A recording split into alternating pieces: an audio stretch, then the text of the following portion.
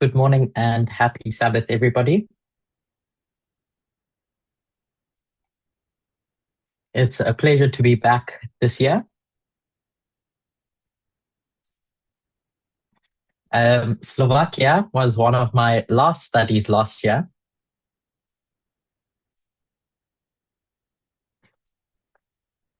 and this year it's my first. So we have a nice little chiasm going on. Let's open with a word of prayer.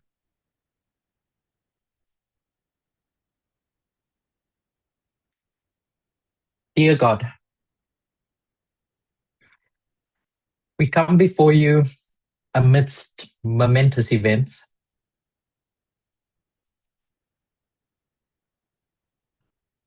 The world is fast changing,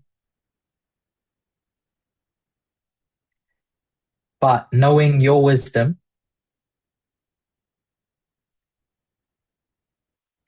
we as a movement find it important to slow down.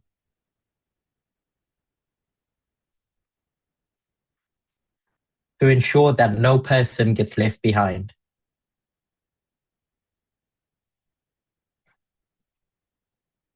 And so we thank you for your care in directing us.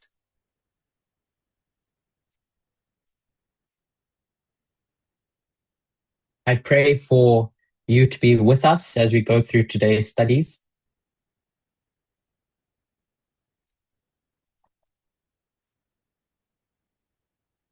So that we can all learn together and come away from today's experience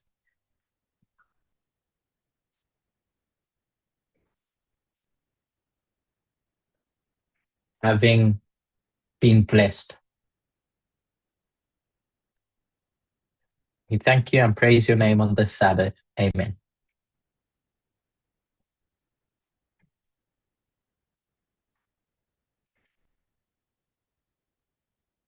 As I said in my prayer, as a movement, we've gone through a lot over the last year, 2 years.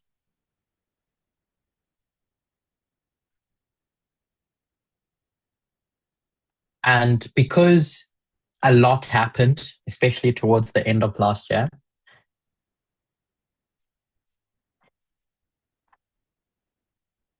with regards to our understanding of the Sunday law,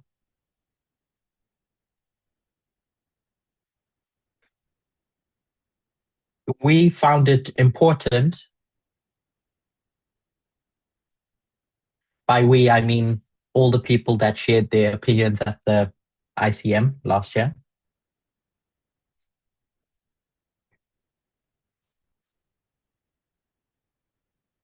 That we as teachers take the opportunity to slow down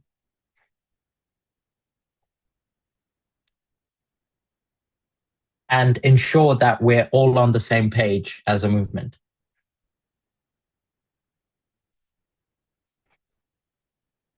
And hence the need for these studies at the beginning of this year. And hence the need for these studies at the beginning of this year.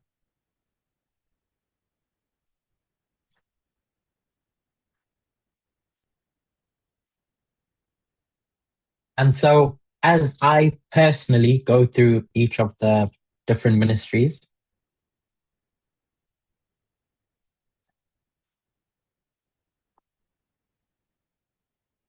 I'd like to do something a bit different than I did last time.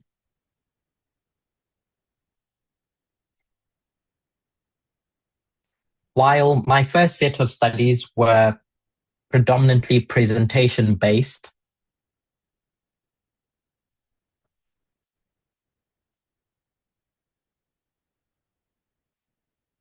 where I shared my thoughts and then took questions at the end.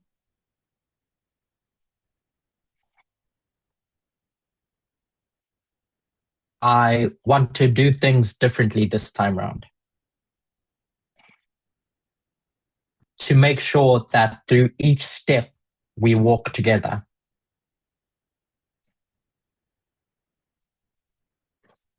I appreciate this may make it a bit more difficult with the interpretation going on,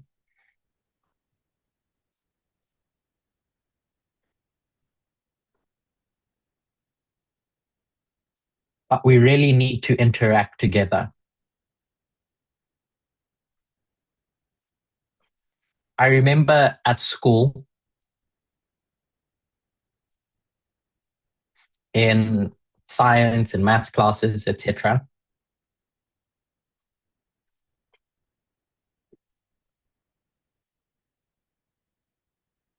Even at the beginning of this movement, when I joined,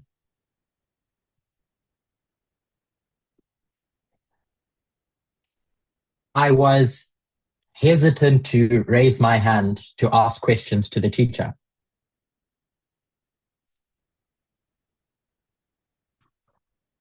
because I would often think if I ask this, then it's to everyone else around me, it's going to make me look like I don't know.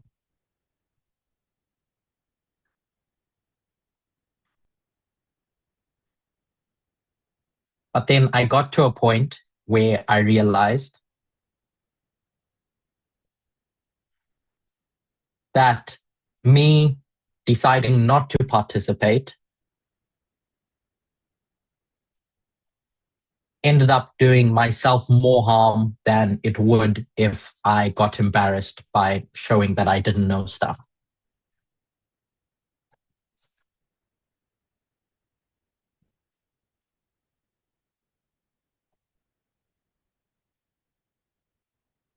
And so now I ask even the most simple questions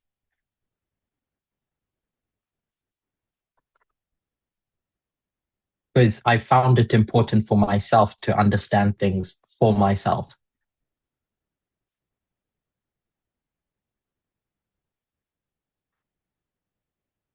So if as we go through today's study,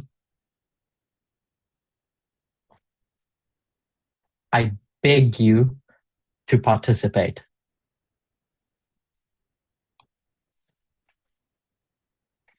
Obviously, no one will be forced to do anything that they don't want to.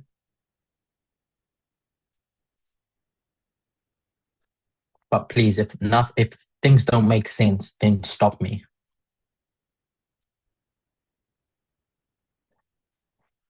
Okay. With that big introduction out of the way,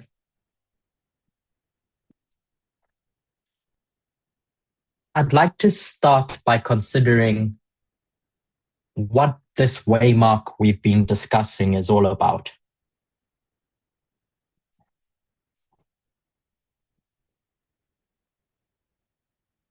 Why does it even exist? What's its purpose?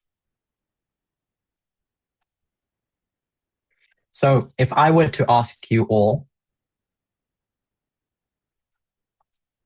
at a fundamental level, what's the point of Bible prophecy? What's its objective?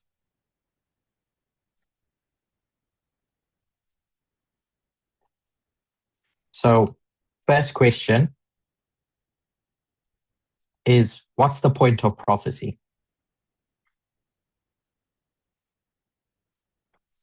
And then a sub question to that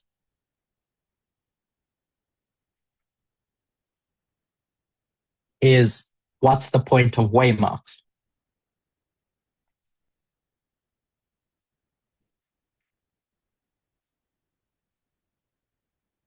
So anyone with a question or an answer? Sorry,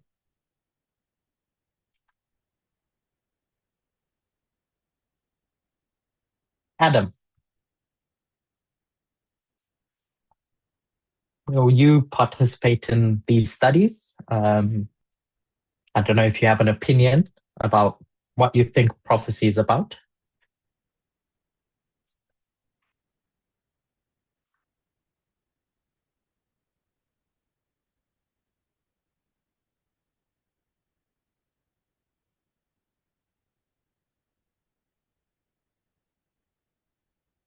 not Adam. Then Radka. Prophecy, Waymarks. What's their purpose?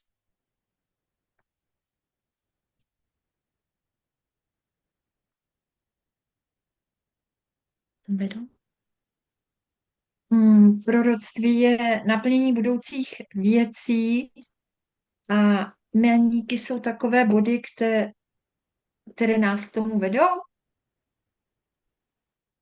Prophecy is about the fulfillment of some future events, and the waymarks are the points that lead us to it. Okay. So, as Radka pointed out,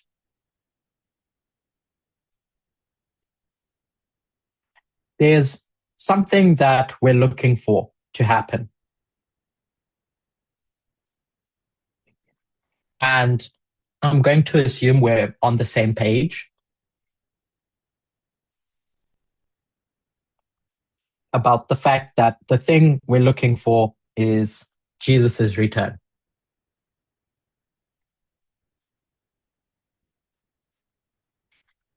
And because we don't know how far or how near we are to that,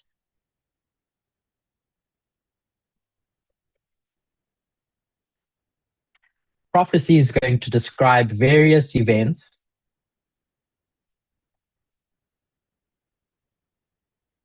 that are going to show us how close we are to this thing, this journey, the destination that we're going towards.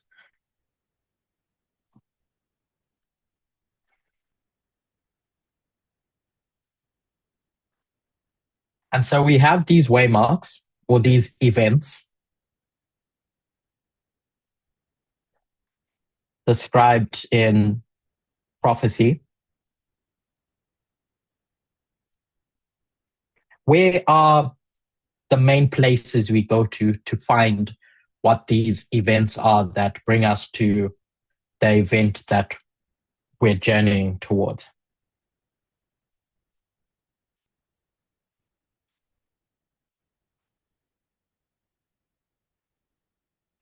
Found? Yeah, where in the Bible can we go to understand how far or how close we are to this final destination?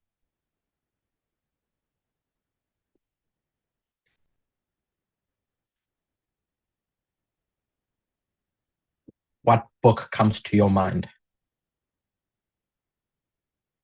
Denisa?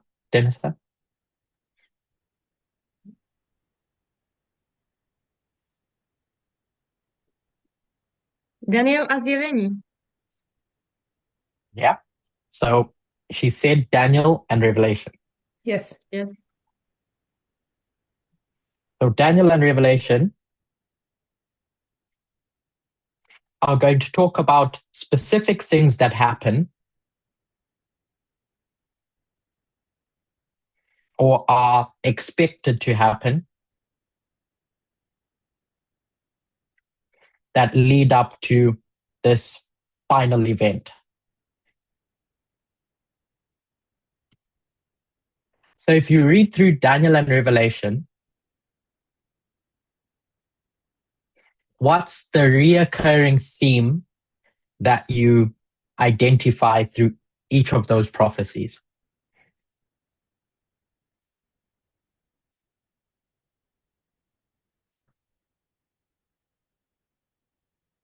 Yeah. I'll give the answer for that one. It tells the story of kingdoms at war.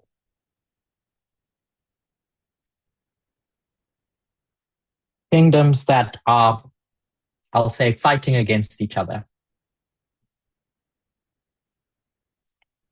That's essentially the story of the Great Controversy. We know that the Great Controversy between God and Satan centers around rulership,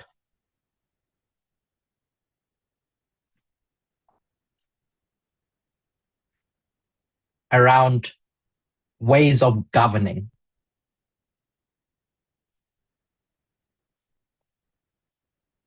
Ellen White gives us insight into where this all began in heaven.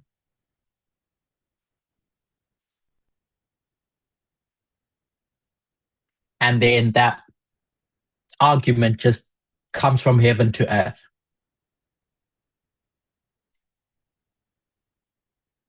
So this event that we're heading towards, the second advent,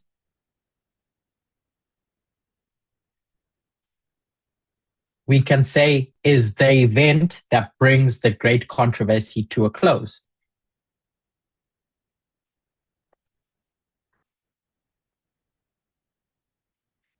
Or at least this phase of the great controversy. The phase on earth. So if that's the case, then these events are all related to the great controversy.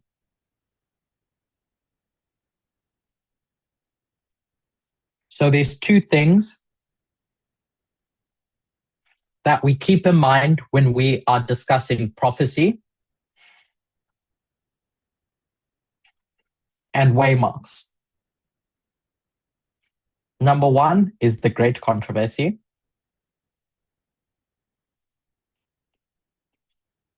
And number two is kingdoms. Because kingdoms are the ones that are going to battle in this great controversy.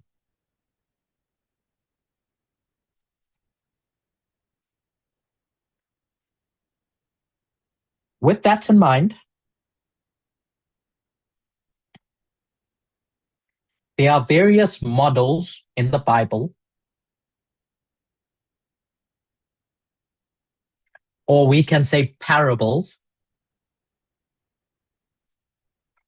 that are given for us to understand this well.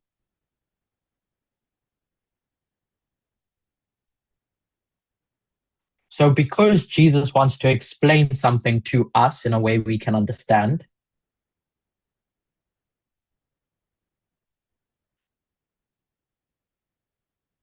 Jesus is going to use a parable to explain the great controversy and this idea of warring kingdoms.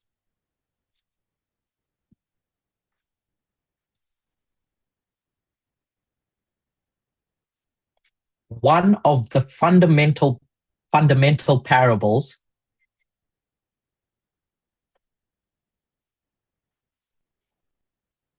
that shows us this idea of two kingdoms in this world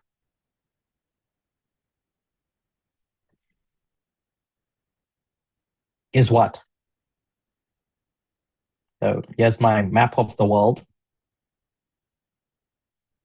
My bad map. You have kingdoms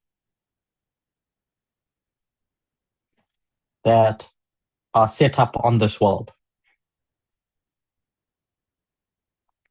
If you think through Jesus's parables,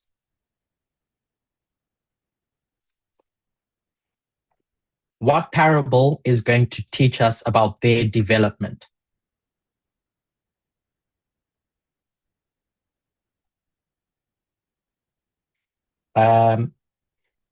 Magda.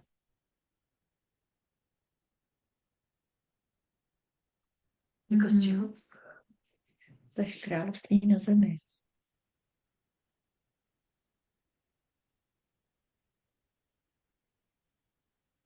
Okay, I'll help you. Děkuji otázku. There are several. Matthew 13 is famous for this because it's going to give a series of parables to understand this concept. But there's one in particular that we've focused heavily on as a movement,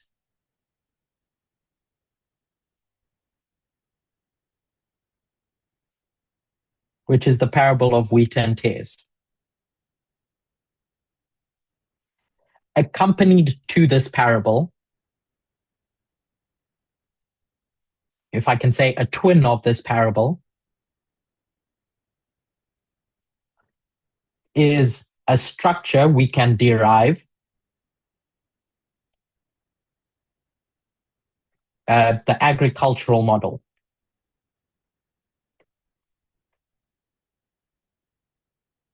In that model,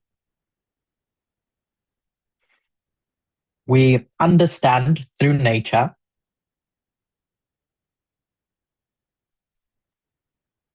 that there are 4 periods in the life cycle of a plant.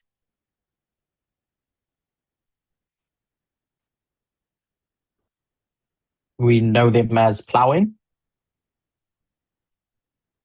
That seed is going to be planted. And then the first rain of the season is going to fall.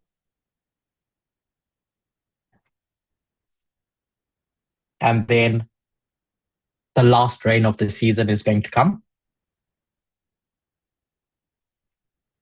And then that plant is going to be harvested. This is the agricultural model we're all familiar with. In the story of the wheat and tares,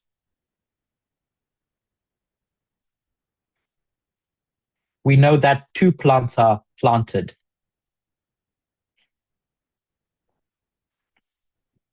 One good one by the householder and their servants.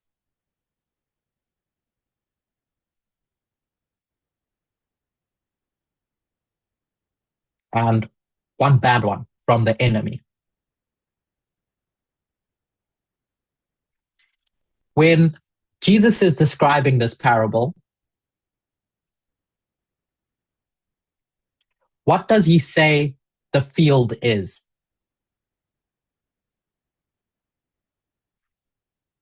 Monica, the field is what in this story? The world? Is it the world? So the world. And Monica, these 2 seeds are what? I don't know if I can say people who belong to God and people who belong to Satan.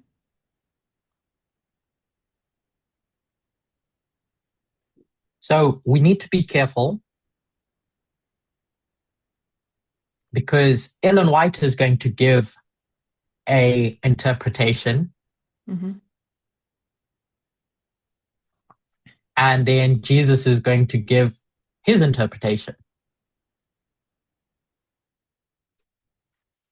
So while we like to talk about it as people, It can be doctrine as well. and doctrine doesn't exist on its own. We know that. It's not a nebulous thing. It's not a thing that just floats by itself in the air. Can I have a question? Or no? Oh, it's okay. The doctrine needs to exist somewhere. So I'm going to suggest, because Jesus says the kingdom of heaven is like, these 2 seeds are kingdoms. Because Jesus is describing how these kingdoms develop in the world. I think Like that's Monica said, okay. that you can look at these things as doctrine, but kingdoms don't exist without doctrine. A belief, that's what doctrine is. It's your belief. And vice versa, doctrine needs a kingdom to house it. So Jesus is going to tell this story of two kingdoms that are going to grow together. But when they're planted, the servants are going to come to the field and they're going to see two plants growing together, indistinguishable. And then when can they now see that, hold on, there's these tares and there's these wheat in the field?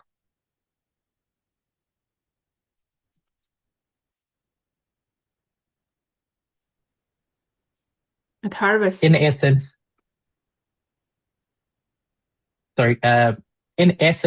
before you answer, Monica, when can they distinguish between the plants? Not when they're taken out, but when can you see a visible difference between them?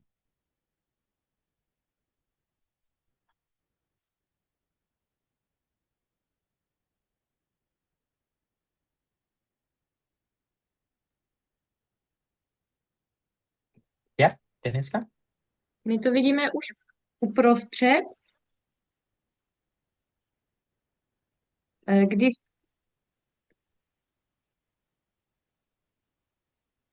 So we see nevím, it jestli in the Monika middle. něco říká. Aha.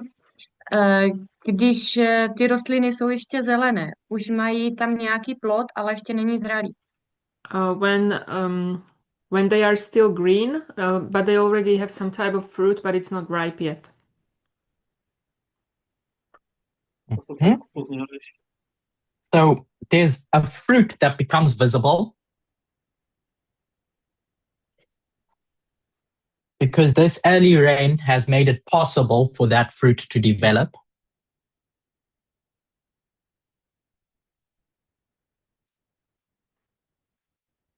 And then there comes a point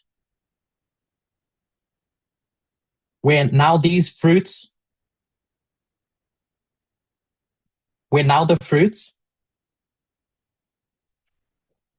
can be distinguished.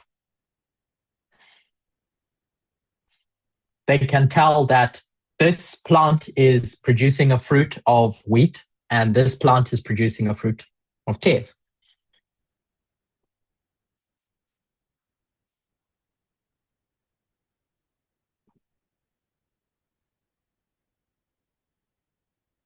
So this point becomes significant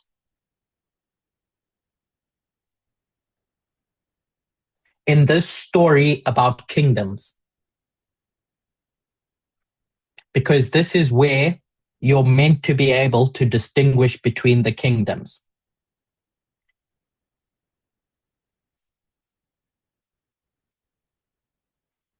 Before these kingdoms can be harvested,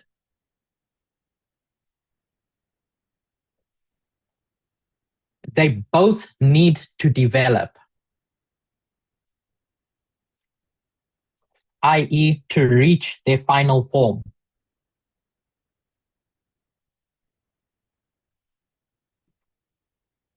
So they're first seen at this point, and they become more and more developed until they reach this point.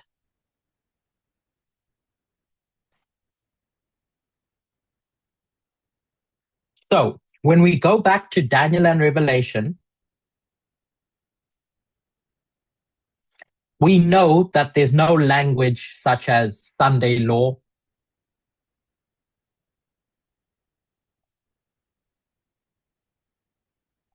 or anything of that sort. But there is a discussion about two kingdoms. One called a dragon or a beast, and one we'll just call the 144,000. And Revelation 13 describes a point in time where now these two kingdoms, your 144,000 and your beast,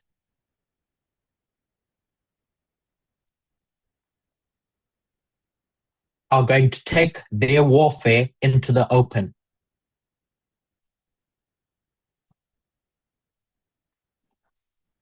So we haven't given a name to this Waymark yet, but that's just that point in time.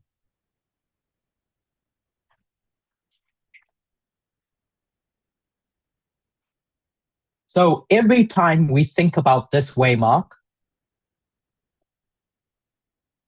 it's important for us to remember that this is the story that's being told.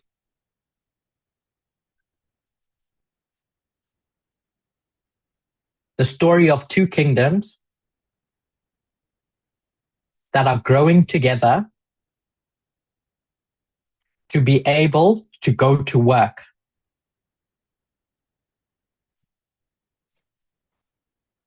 Remember, this is the development stage. Your wheat plant is going to grow to maturity.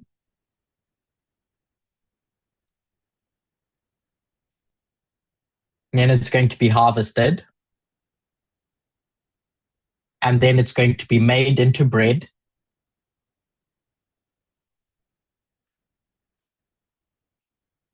To be used to go to work, essentially.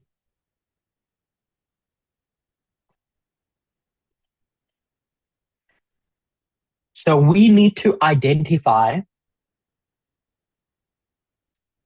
the point at which this happens.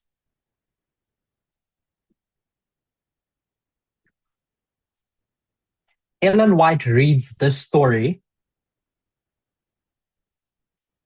She looks at the world around her. She sees that the papacy has had significant influence in the last 1,260 years.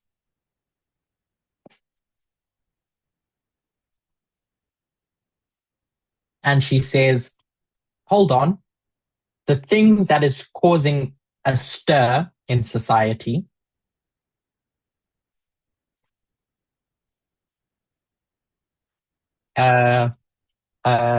causing a discussion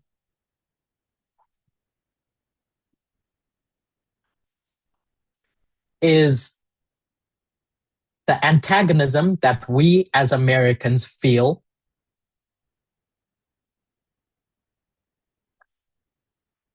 towards the Catholic Church that we're running away from.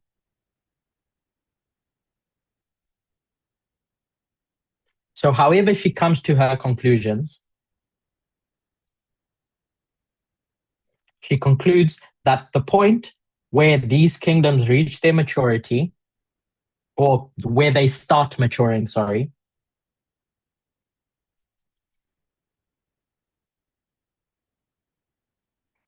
is going to be signaled by a law about Sunday observance being passed.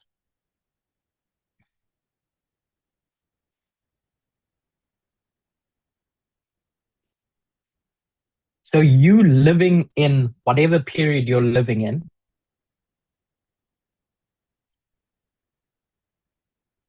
need to ask yourself the question is, would that have been correct?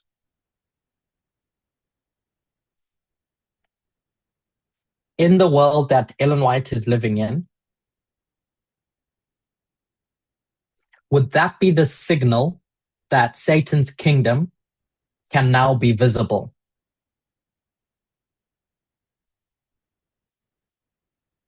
So going to first principles, what I mean by that is going to the Bible. You need to try and decode and understand what the signal is for these kingdoms. So if we say, okay, Ellen White, that was your perspective.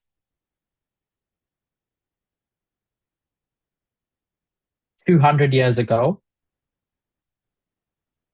how can I, who's living in the 2020s,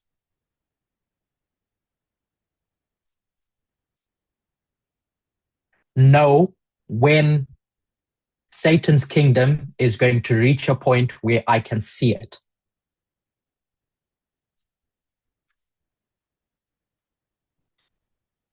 So you have to go back to the beginning.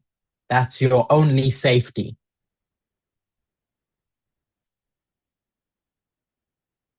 By beginning, I mean the first description of these kingdoms.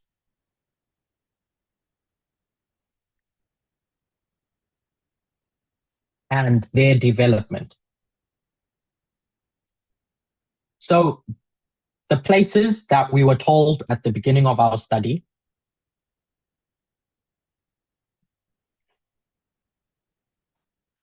is Daniel and Revelation. So I was informed that as a group, you've gone through the studies of the ICM in detail.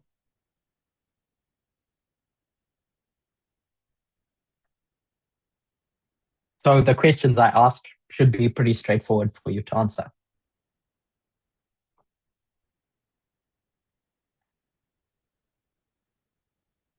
If I want to understand specifically this Waymark, the point where a kingdom is going to be used to war against God's kingdom,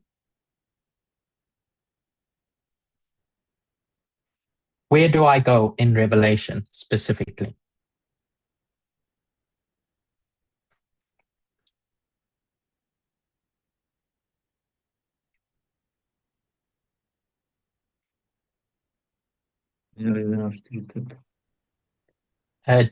Can you say that again? No, tak I didn't hear it. I need Can you say one more time, sorry? Ešte raz, nepočula som. tak můžeme jít do Daniel 11, 40 až 45. He says Daniel 11:40 to 45 A potom zjevení 17. kapitola. or Revelation 17. So we have two options. Daniel 11, verse 40 to 45, and Revelation 17. So we go to Daniel 11, verse 40 to 45. And in verse 40, we read about the king of the north and the king of the south. And then we read verse 41, which talks about the king of the north going into the glorious land. But that's all it tells us.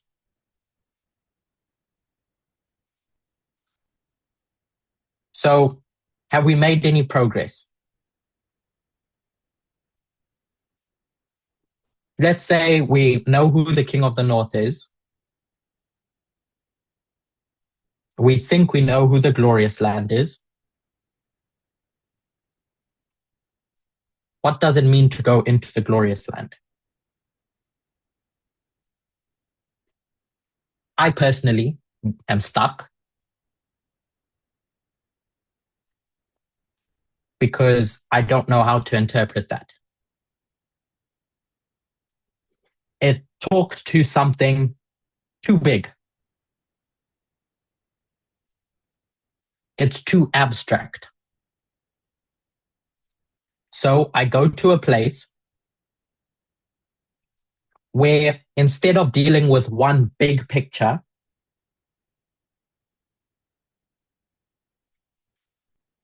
I'm going to deal with a story where it breaks up that picture into smaller parts.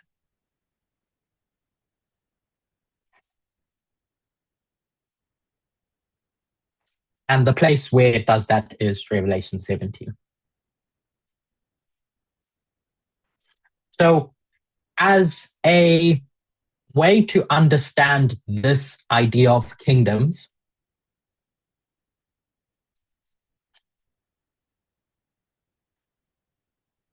and their rise to power,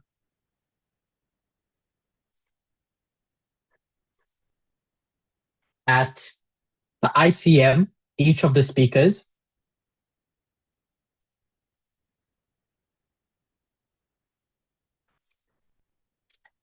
decided to explore each of those symbols.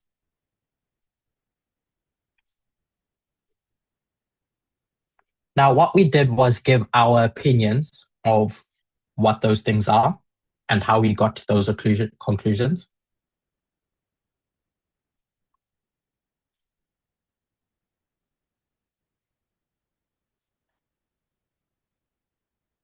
But not everyone might agree with that, or not everyone does agree with that.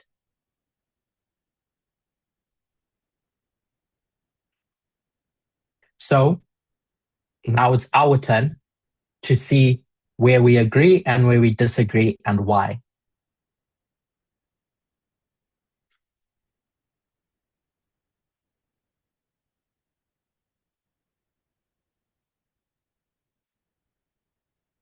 Because it serves no value me, for instance, sitting here and telling you what the definition of woman is,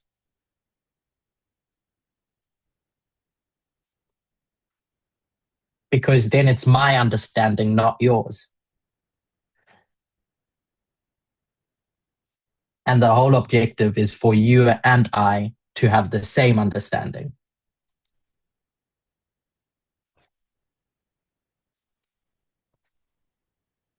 So now's the chance for you to convince me, or me to convince you, of what we think these symbols represent.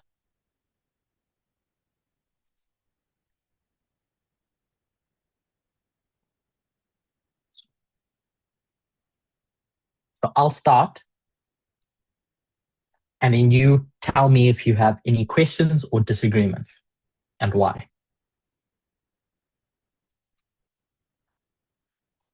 So at least in Slovakia, a woman was described as an entity with an ideology. Where do we get this idea of ideology first?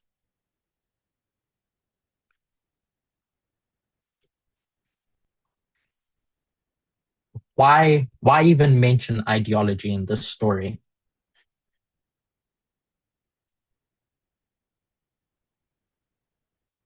Of Revelation 17.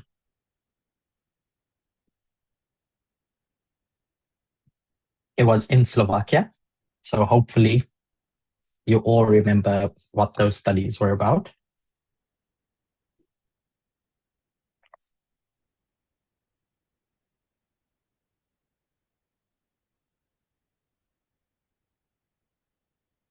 So Thomas has said, is it perhaps to do with the fact that ideology is connected with the woman?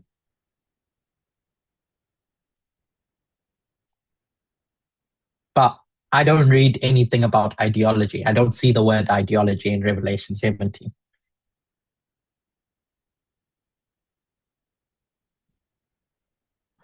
All we have is symbols and a story.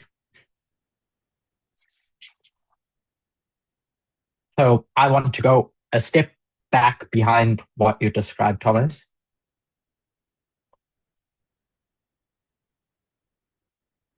And understand how you even get to the idea that ideology is part of the story.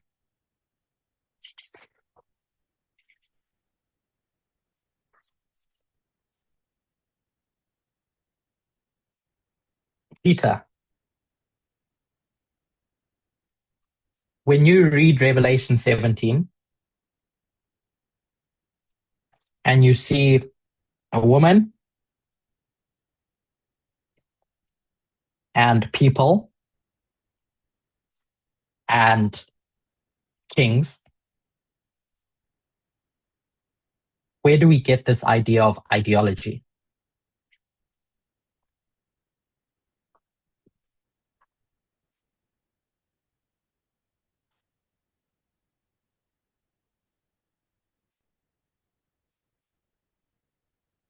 Is there a particular verse that anyone can point me to?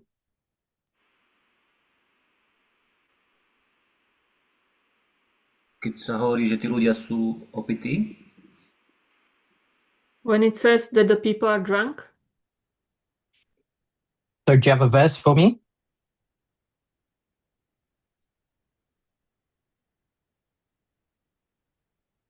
myslím, že to je druhý alebo tretí. I think it's the second or a third.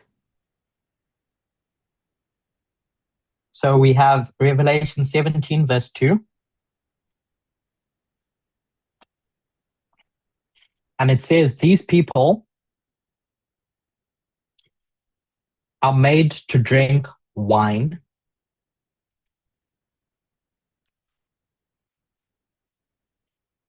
and through jumping through some steps,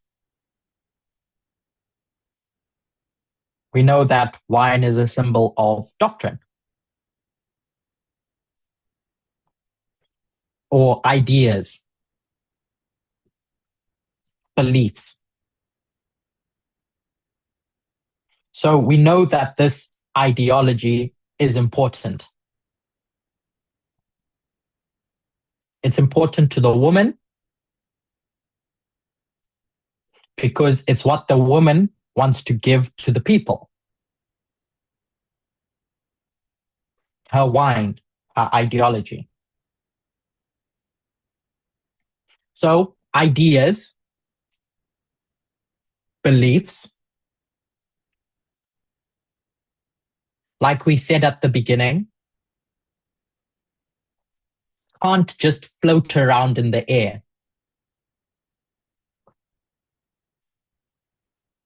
Ideas come from somewhere or something. So the word that describes where these ideas come from is entity. Specifically, something that has agency, that can behave in a certain way.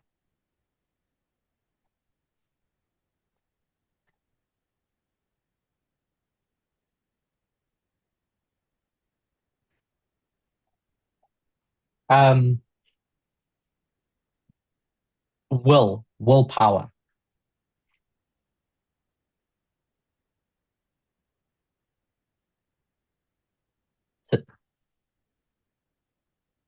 So hence that's a short synopsis of why we have this particular definition.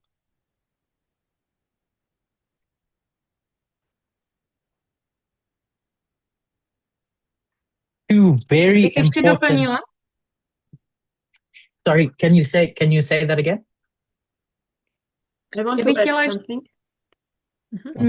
zjevení 17:5. In Revelation 17:5, Ta žena má tu svoji identitu napsanou na čele, Babylon veliký. Takže je to její mysli. it says that her identity is written in her forehead, Babylon the Great. That means it's in her mind. Is that a question or a statement?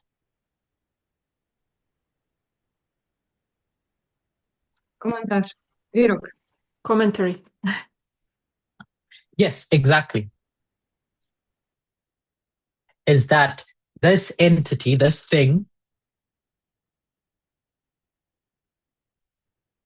thinks in a certain way. Yeah, thinks like, and the description of that to show that it thinks in a certain way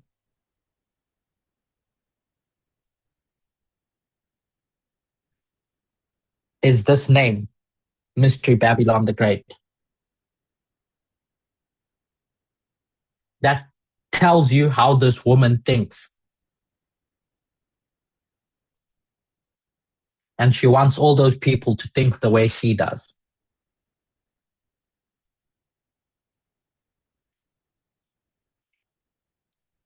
A very important concept when understanding prophecy is the difference between dispensations and, at least Elder Parminder will use the term, panoramic views.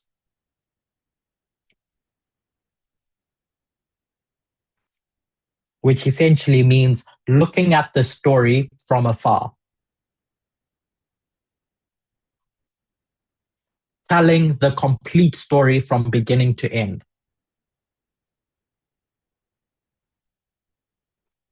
From start to finish. But in that story from start to finish, there are periods where you can zoom in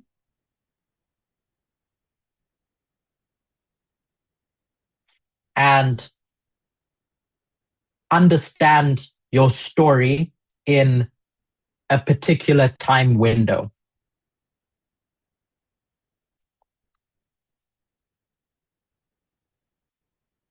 So we know that this woman exists from start to finish. It's one woman from start to finish, from the start of this great controversy to the end.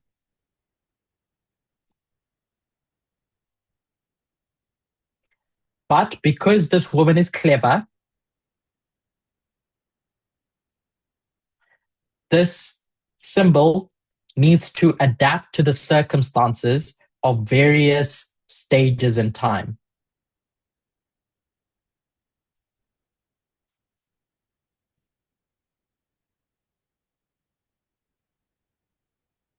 To achieve what she wants. So often the question gets raised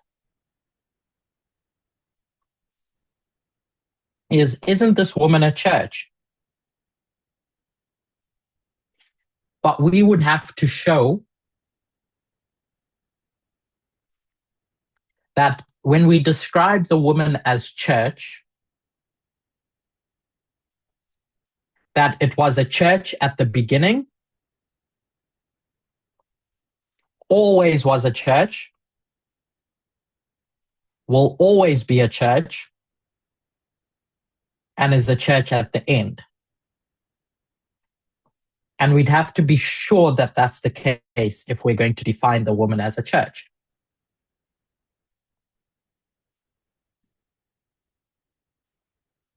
What seems safer to me, at least, is just to see this as an entity, something. And that gives me the ability, and gives us the ability, to go in a particular dispensation and see, oh yeah, for sure, it was a church. But if I go back in time, I'm not forced to identify a church in another history. I can just look at that history and understand it on its own merit.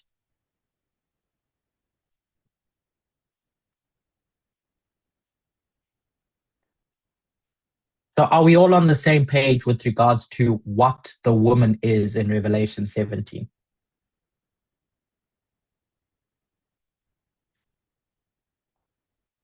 Because understanding that properly is going to help you understand all the other symbols and how they interact.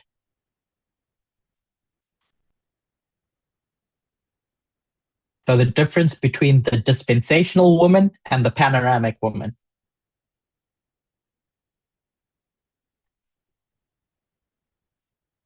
Are we all on the same page?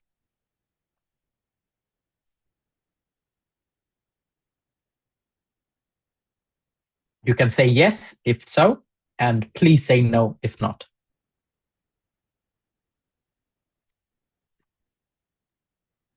Can I ask something? Yeah. Yes. It's not still totally clear to me Mhm. why we can't show it would be a church in the first four.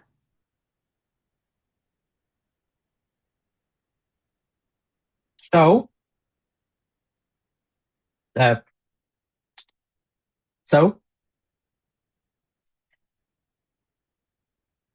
let's just say we start with entity. So it's whatever it is. We then have to look in the first four dispensations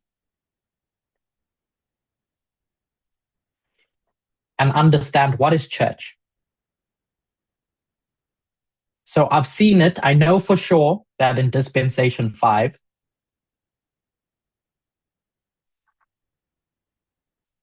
that it's church. At least I've done my homework and I can show that throughout the 1260 it is church.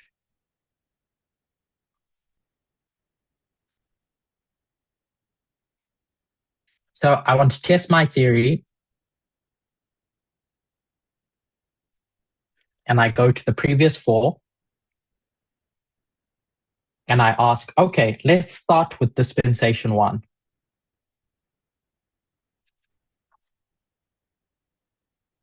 The information that I have about Babylon is in the Bible. How Babylon operated, what its ambitions were, and who the important players were.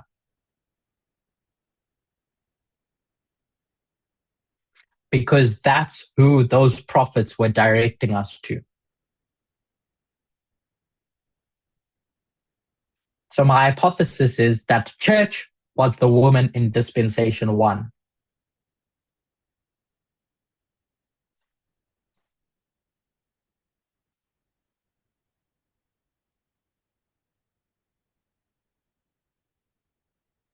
I'm just as a student of prophecy, not mine.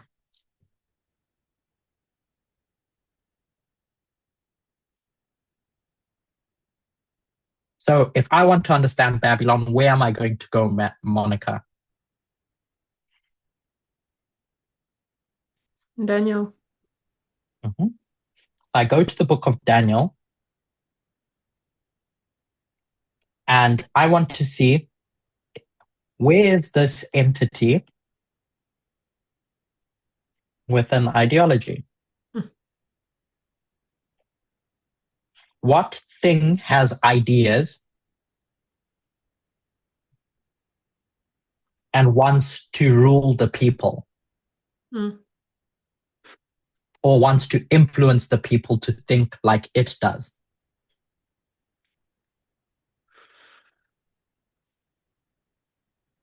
So if I ask you the question, Monica,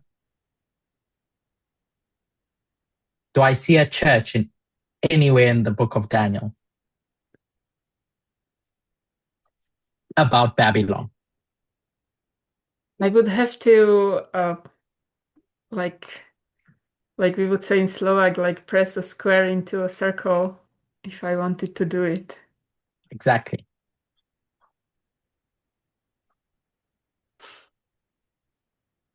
But I don't think it's impossible. It's Oh, just sorry.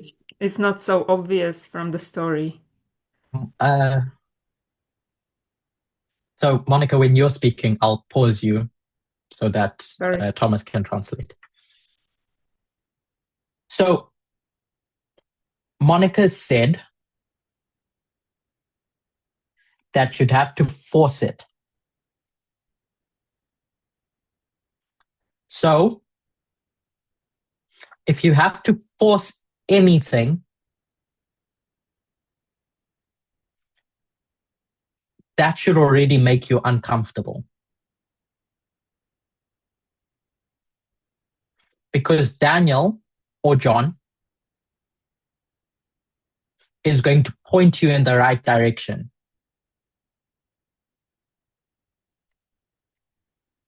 They're not going to send you on what we say in English, a wild goose chase.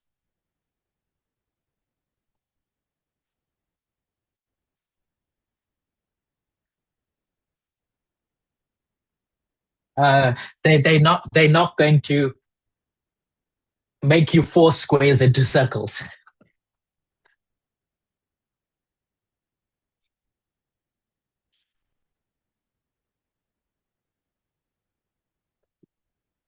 What we've done in the past is we've said, okay, I see a church in dispensation 5.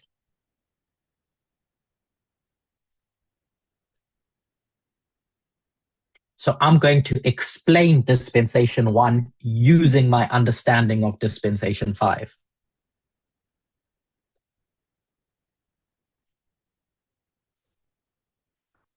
What seems safer to me is once I have dispensation 5, and I'm confident that I understand it correctly, I'm going to scrap it from my mind and I'm going to start the process again. I'm going to go to dispensation 1 without my biases, as if I'm learning something from scratch, and build a logic based on the information that I have in dispensation 1. And if you can show that it's a church, logically, and the steps of how you show that, then for sure, you can tick church there.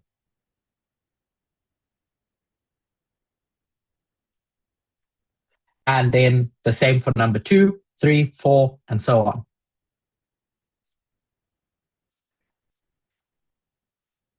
But when you're understanding dispensations, like we've done with Sunday law and laws about Sunday and equality, etc.,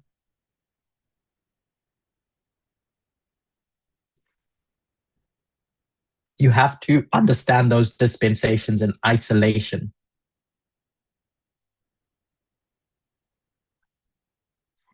So, yeah.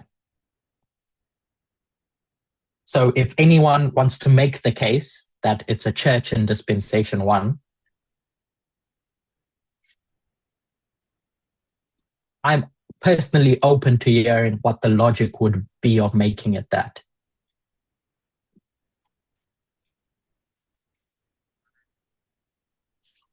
But it can't be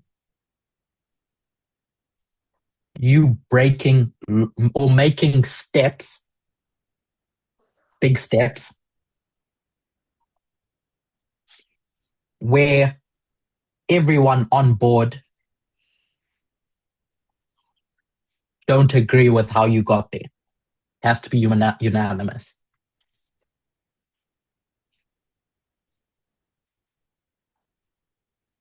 So I think Radko or Magda have a question.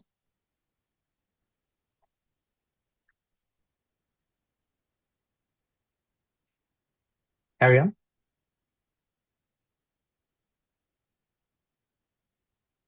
I can't hear you, Ragnar and Monica, if Magda, if you're speaking.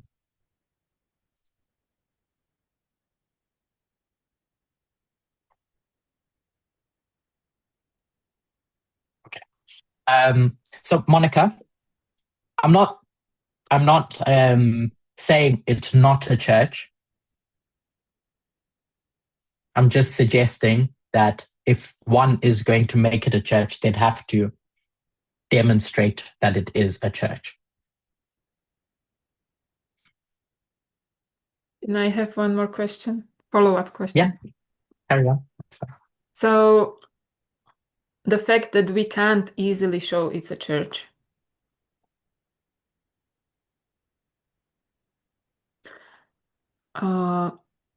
Does it show in Daniel 2 that there's only one symbol for these first four?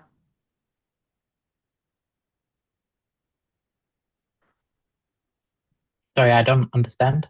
Show that there's one symbol for the first four. What do you mean? Like Babylon, it's gold. Like there's only one symbol for each kingdom. And when we go to number 5, suddenly there's iron and clay.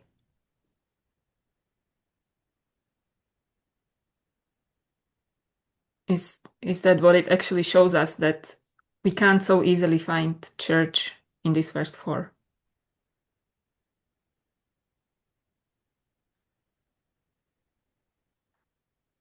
Or is it showing us that there is no church in the first four? Because Daniel makes it explicit that there's something unique about the bottom.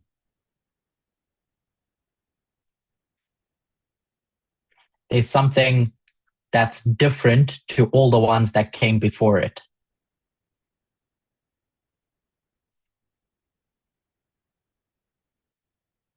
So we'd have to ask ourselves the question,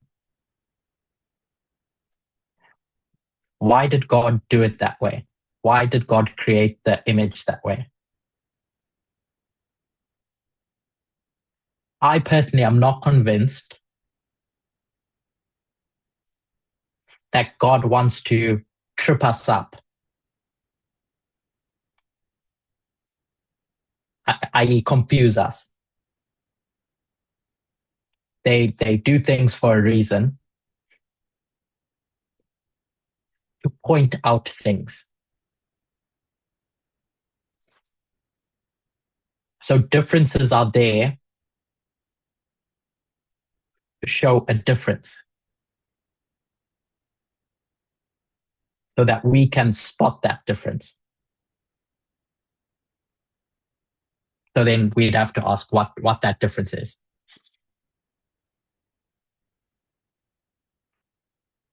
Is that fair? I can't hear you, sorry. You're still muted. I don't want to hinder your study. I have some problems, but I don't want to hinder your study. So it's not my study. This is what's different between this year and last year. I mean, derail. I don't want to, you know. There's no derailing. I'm going with the flow of everyone. So I have 2 questions coming up from this.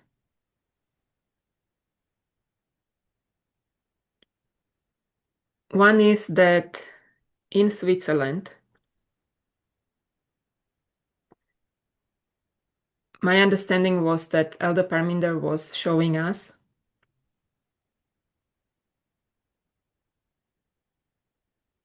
that there is church in those first 4 kingdoms.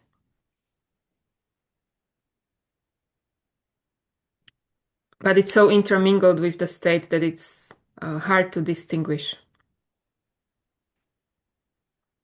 Maybe I understood it wrong. And my second problem, Let's start on that one, sorry. Okay. So my advice would be to rewatch those studies and see if what was being discussed was about a church or entities.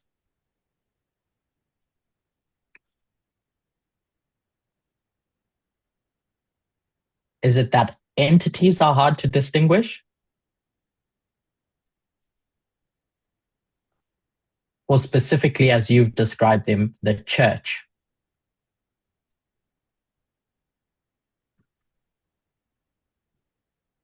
I would suggest it's the fact that with each of those four, the woman, an entity, is hard to see.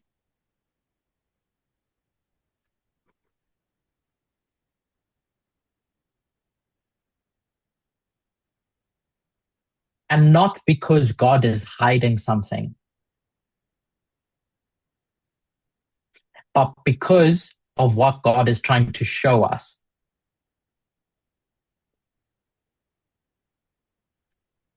That there's something that's hard to see when you make an application of it.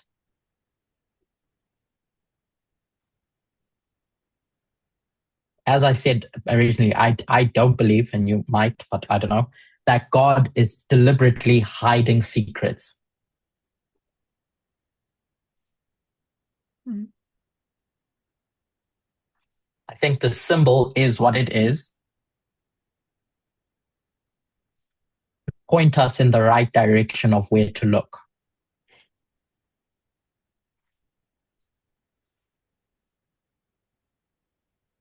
So when we talk about heads and beasts, we'll come back to this.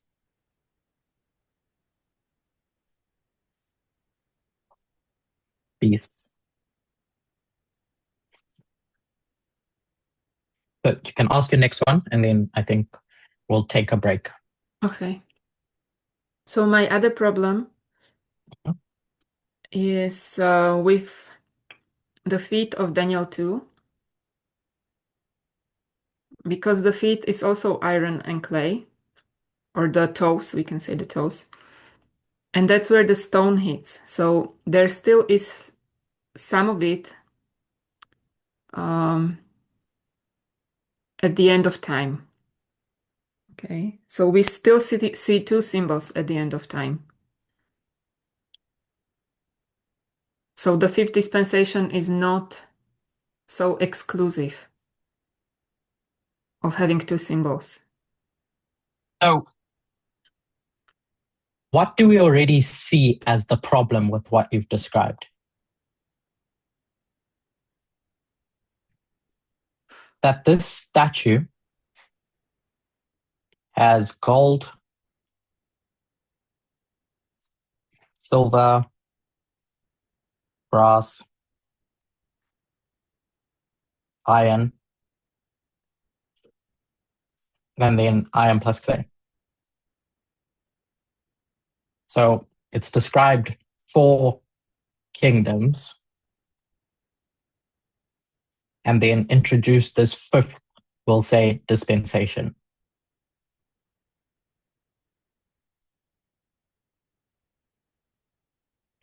And the stone comes and hits this point here. What's the problem with how you've described it? Can you see?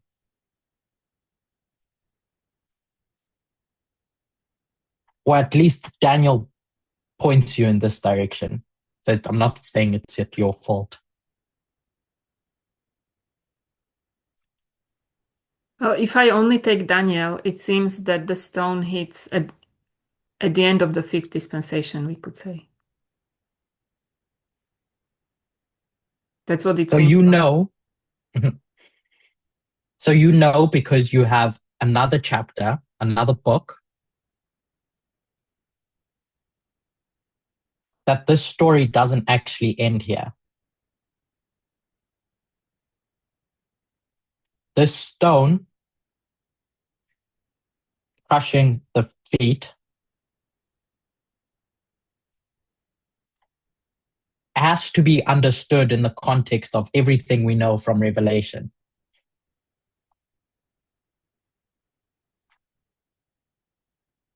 And the fact that there are 7 kingdoms.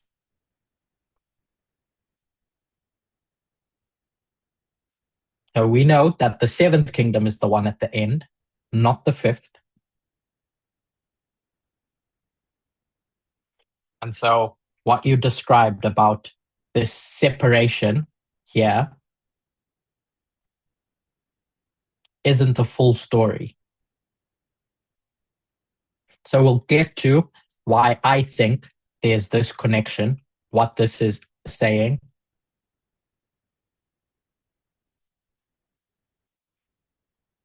In part 2.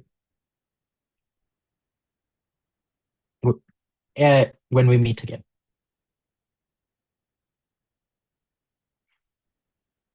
Is that okay, Monica? So let's close with a word of prayer for now.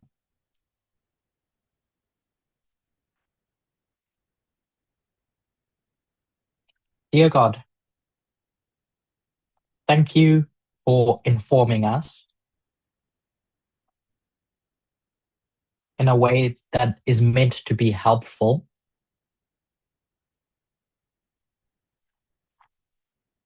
And thank you for showing us care and being with us in the process.